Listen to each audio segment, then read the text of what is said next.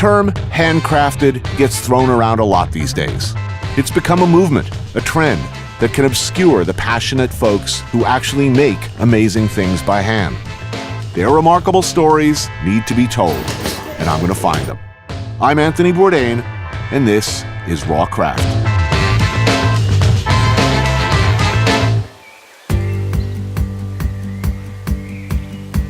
To say that the knife is a chef's most valuable tool isn't just stating the obvious, it's an understatement of titanic proportions.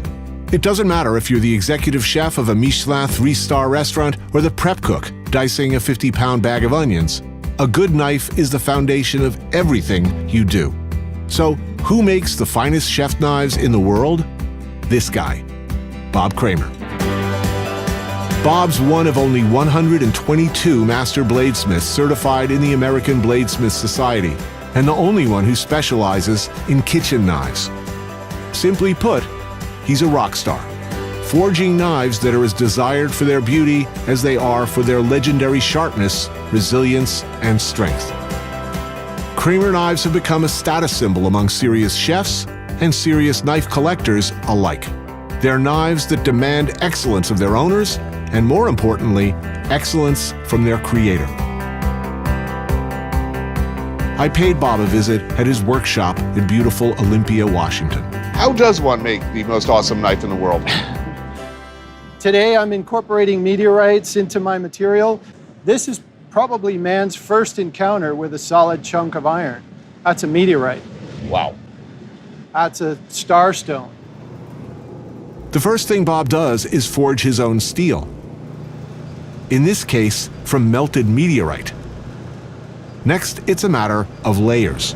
I'll lay up a sandwich. Basically, that's your knife right there. So the idea is to cook it down and smash it. Yep. And push all of these layers together. Those layers fuse together and it becomes this. So then this gets ground clean on both sides, cut and restacked, and becomes that. And then cut a knife out. So it's literally a whole bunch of these become this, Correct. becomes this, Yep. then this, then this, Yeah. and then the work begins. Exactly. Wow. Yeah. Want to see it? Yeah. All right. That'll protect your Cool eyes. helmet. Yeah. Man. All right.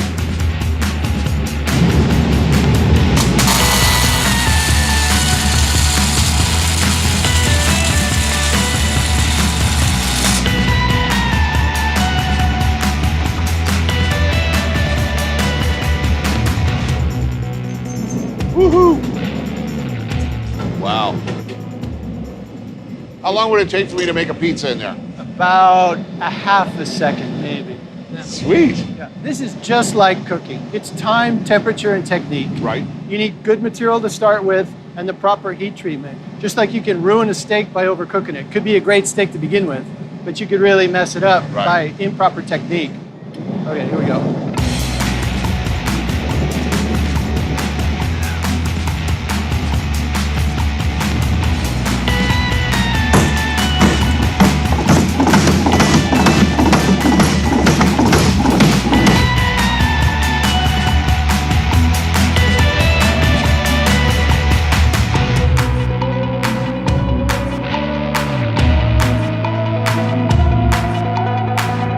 So now I'll grind both sides clean to make sure that there's no scale. Cut and restack that billet.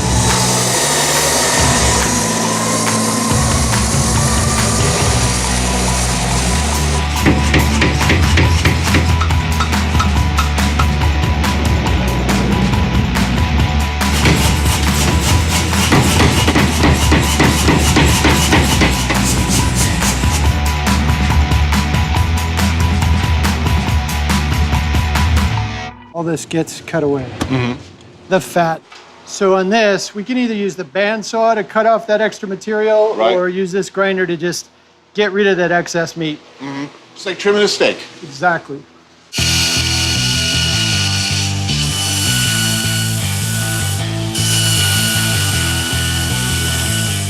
So next, now that I've got the blank cut out, I need to grind these tapers and this taper, and that's all done by eye.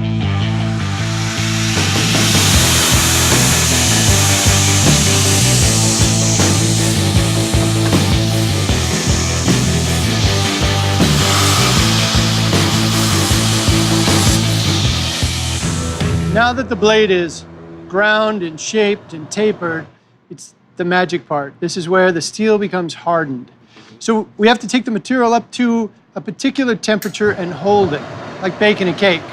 Only the temperature is 1,500 degrees Fahrenheit. This is molten salt. So this is sort of a high-tech, high-temperature sous vide. Right. It's an immersion, I was just right? thinking of that. Let me set it in here. So there's carbon in steel. Steel is iron with 1% carbon. There's something very interesting that happens when the carbon dissolves and goes into solution. Not only that, it changes color. Right. There's a shadow that moves through the steel.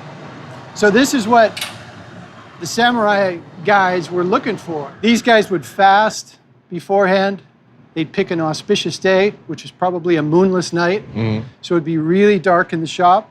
So with this, I'm gonna pull it out and you'll see it's all orange, and then you'll see a shadow move through the blade. That's the steel transforming.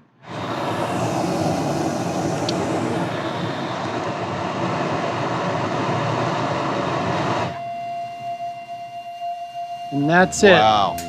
That line that's marching across there, that's the phase shift. It's gone.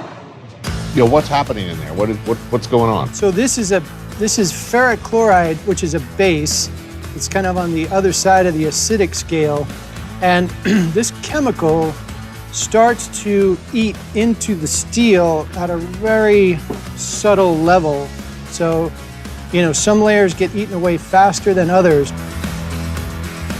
Somebody stabbed you to death with that knife, and that would be wrong, I hasten to say. Sure. That knife's so beautiful, you couldn't help but say, wow, that's a really amazing looking knife. That's gorgeous. You'd remember. Oh, wow, look at that. Boom. I think it's good. I think it's ready for a handle.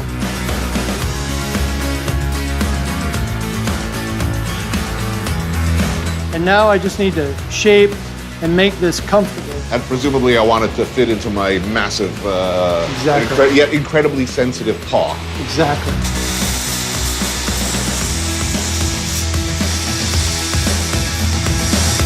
All right, final step. Yeah. Put an edge on this guy. Sooner or later, if you have a good knife, in fact, constantly, you should be doing what we're about to do here. And I'm trying to use the full surface of the stone. And the purpose, this is the most crucial stone. This first stone sets up the edge. This is the foundational stone. So if you watch how this cuts, it doesn't want to push cut.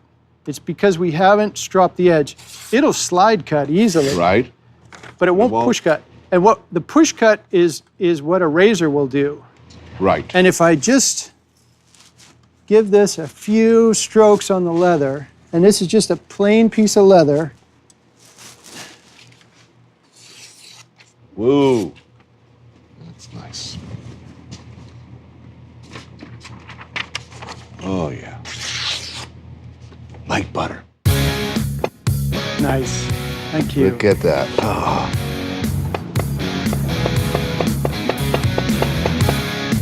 Oh, man, that's fun. Hey, I'm having fun using this knife.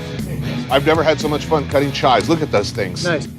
Now, you were a chef before. You were a cook. I was a cook. I would say I was never a chef, but yeah, I was definitely in the business, swinging a knife for 8 hours a day. So is that where this all started? You were dissatisfied with the quality of blade that you were seeing? I was in college. I was taking science classes. I was working at a hotel full time, and it was curious to me that nobody in the kitchen really knew how to take care of their knives.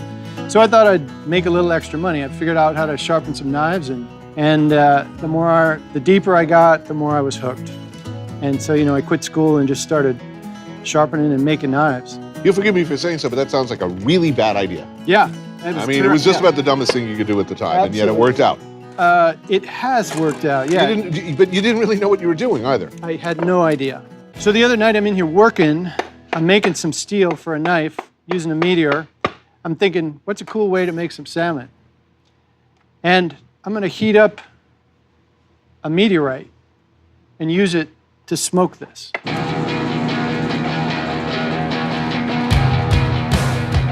Induction coil, All right. chunk of stardust. piece of cherry wood.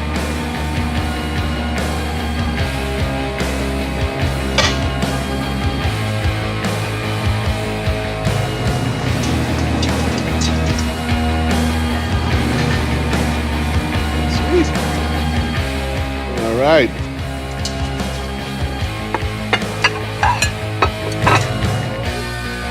Hello?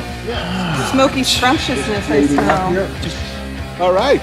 I believe we can pour the beverages now. All right. Yay! So you got to tell me, what do you think? Did you know this man when he decided to throw away a perfectly good career and one dead-end job in a restaurant business to, I don't know where to the pursue perfectly this? good career came from because it was clowning and then some other things. But Did you see clowning? He went to. Did you go to clown college? I he did. did go to college. You went to. There is a clown college in Florida, right? Oh, now I want to drink. So when I was making food, I might spend 2 or 3 days making a sauce, prepping a stock, stuffing a turkey or something. Everybody sits down. 45 minutes later, it's gone. Hopefully we have a great memory. This knife could get used every day to make a meal that maybe that makes a memory. So this is like a magnifying glass. Goes on through whoever's using it. If you're using it and you make a bunch of meals, that sort of transcends out. I like that feeling. I think that's cool. Just the passion and sticking to it no matter what someone else says. Bob Kramer is clearly out of his mind. This process is so difficult and so long, it's insane to work this hard to improve something as utilitarian as a knife, you'd think. But at the end of the day, what comes out is so unique and so beautiful, all I can say is that I want that kind of crazy. That's the kind of crazy that makes the world a better place.